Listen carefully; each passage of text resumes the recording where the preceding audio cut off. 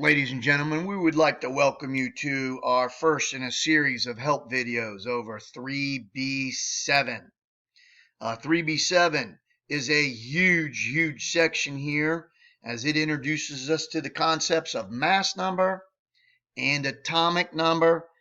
And this is a very important thing for us to understand as we move down further into the depths of chemistry, because so much of the chemistry that we're going to be talking about this year will require you to have a firm understanding of atomic number, mass number, and what those numbers mean for an atom, and what we can predict about an atom or element from knowing these numbers.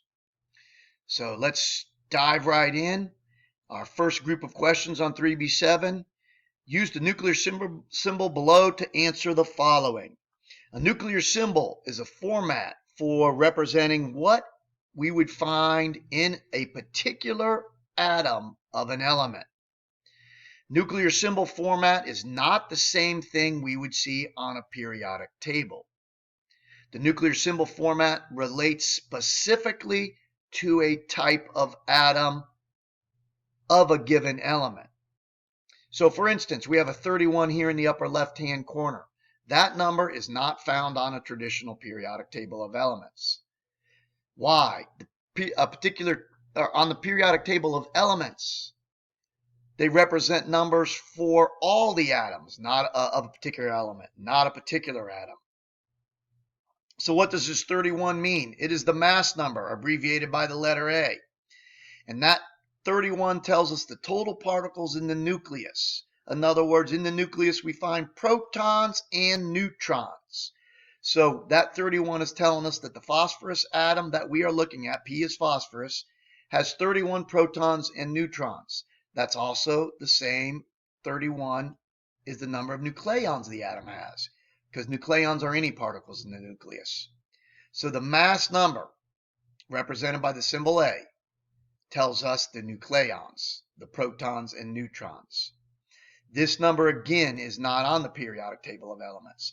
If we take a look at the periodic table of elements, I'm looking at phosphorus' square right here. I see a 15 and I see a 30.97. I do not see a 31. That's because phosphorus is made up, in this square, phosphorus has lots of atoms that might have 15 protons in it. This is the atomic number right here. All phosphorus atoms have 15 protons in the nucleus, but not all phosphoruses have 31 total particles in the nucleus. Some phosphoruses might have 31, some might have 30, some might have 29, etc. But if you average the masses of the phosphoruses, the ones that have 29s, the ones that have 30 things in the nucleus, the ones that have 31, maybe there's some with 28 and 32. If you average 32, 31, 30, 29, 28, based on the abundance of those different forms of the atom naturally occurring in nature, the average phosphorus atom has a mass of 30.97. That's called the atomic mass. It's sometimes called atomic weight as well, especially by older people. They sometimes call it atomic weight, but it's really called the atomic mass. That's the average mass of the naturally occurring atoms. So there is no 31 on that square because not all atoms of phosphorus have 31 things in the nucleus. Some have 30, some have 29, etc., etc. They're called isotopes. Atoms that have the same atomic number but different mass numbers are called isotopes. So this particular phosphorus has 31 particles in the nucleus. 15 of them are protons. 15 of them are protons. Again, that 15 is called the atomic number. In the nuclear symbol format, the atomic number is lower left every time. The mass number is upper right every time.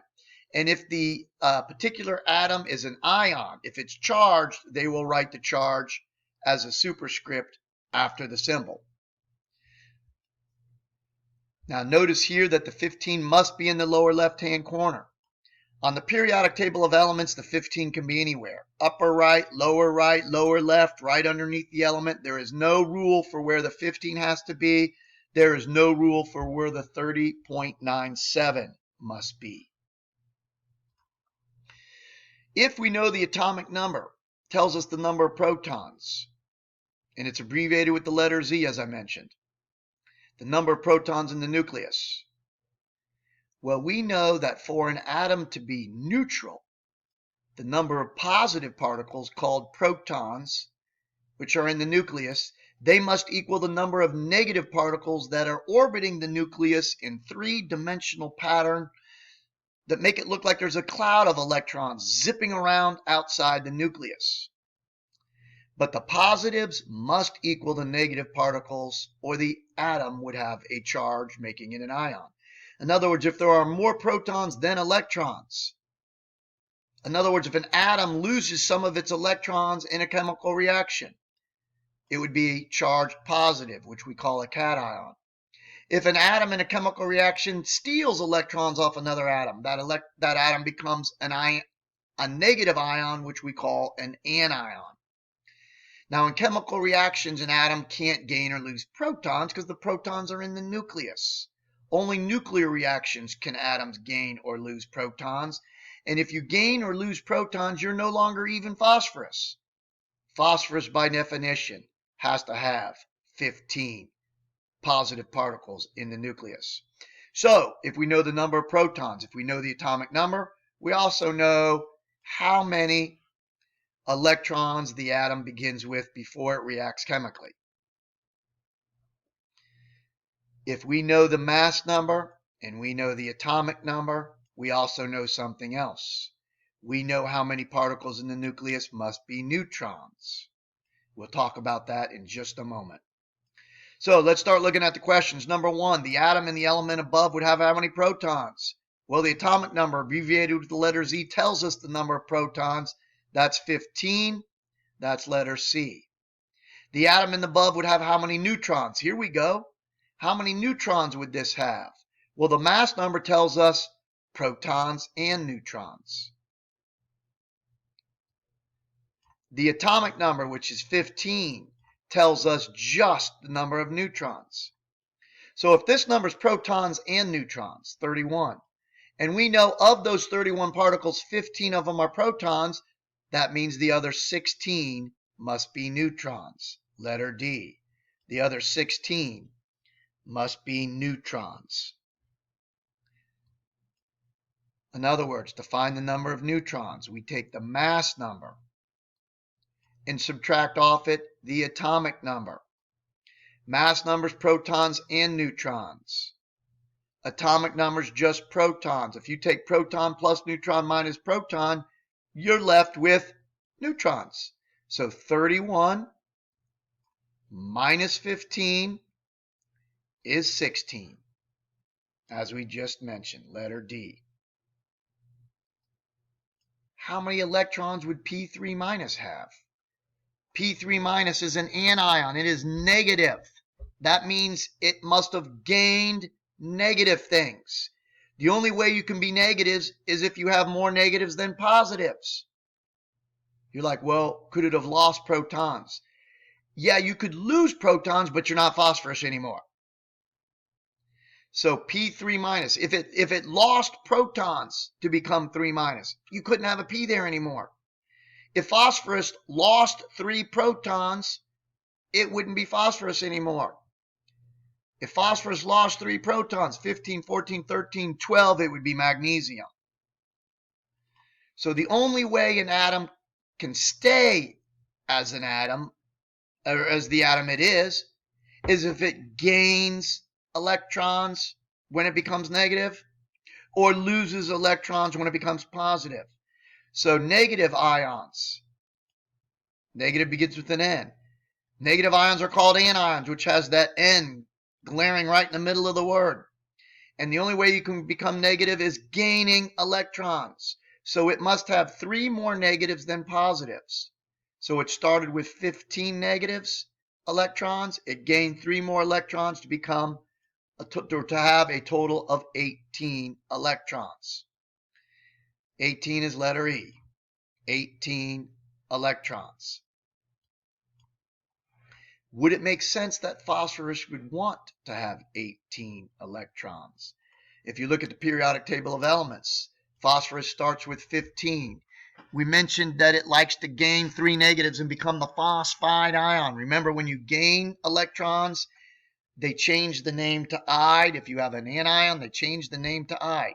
If phosphorus gains 3 electrons and becomes phosphide, it would have 16, 17, 18. 15 plus 3 is 18. It would have the same number of electrons as argon.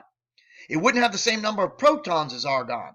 The only way phosphorus can become the argon atom is if you blasted it with 3 protons. That's not a chemical reaction. That's a nuclear reaction. So when phosphorus gains 3 electrons, it ends up with 18.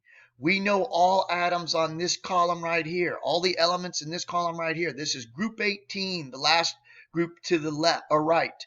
The group numbers just go straight across, 1, 2, 3, 4, 5, 6, 7, all the way up to 18. But 18 is the noble gas, the inert gas family. They are chemically stable. They have the electrons that they need to be stable. And 18 is one of those numbers that makes elements stable. You're like, I thought the octet duet rule does that. Yes, the octet duet rule. Helium has 2 electrons in its outermost level. It satisfied the duet rule. Everybody underneath helium would have 8 in their outermost level if we actually went and put them in the level. So argon would have 2 on the first level, 8 on the second level, and it would have 8 on the third level. 2, 8, 8 is 18. So if phosphorus can get 3, it would be stable just like argon, chemically stable just like argon. That would make sense. We could look at it on this periodic table as well. The phosphide ion is 3 minus. If it gets 3 electrons, it would have 18 like argon. Argon doesn't need to become minus or plus to get stable. That's why there's no charges written after this. The ones that have charges on there are telling you how many they need to gain if they're negative or lose if they're positive in order to become stable. So here's the phosphide ion. Remember, if you go up, that's the group number. But if you continue to go up on this periodic table of ions, we've seen the Roman numeral 5. That Roman numeral 5, if you remember, is telling us that phosphorus has 5 electrons on its outermost level, called the valence level. It has 5 valence electrons. It wants to have 8 to satisfy the octet rule. Oct means 8. So phosphorus would need 3 more. Roman 5 plus 3 gives us 8. So it makes perfect sense. It makes perfect sense for phosphorus to want to become phosphide. We'll take a look at one more question here before we wrap up this video. Who is the mystery atom below? Who is the mystery atom below? Well, this number doesn't tell us who the atom is. That's the mass number. That's just telling us protons and neutrons in the nucleus. But this number right here is huge. That's the number that tells us how many protons the element or the atom has in its nucleus. Moseley showed that that number of protons can be used to predict the chemical behavior and properties of the elements, which means that number tells us where it belongs on the periodic table of elements. That is the atomic number, represented by the letter Z. So which atom has an atomic number of, or which element has atoms with atomic number of 23? Vanadium does. Vanadium does. So if we look at our periodic table, there's vanadium, 23. Again, on the periodic table of elements, the atomic number can be anywhere. There's no rule for where it has to be. It can be in the right corner, lower right corner, lower left corner, right underneath the symbol. The 23 can be anywhere. But when we write things in nuclear symbol format, the 23, this revealing number, the number Moseley said is huge in predicting how it behaves. Why? Because the protons will also tell you the electrons, and the electrons are what is involved in chemical reactions. So if we know how many protons it has, we know how many electrons it has, we know how many electrons it needs to gain or lose to end up satisfying the octet or duet rule and become chemically stable. So that atom is vanadium. All vanadium atoms have, or vanadium atoms have 23 for their atomic number. That's letter A. And we will wrap up our first video in the HELP series on 3B7.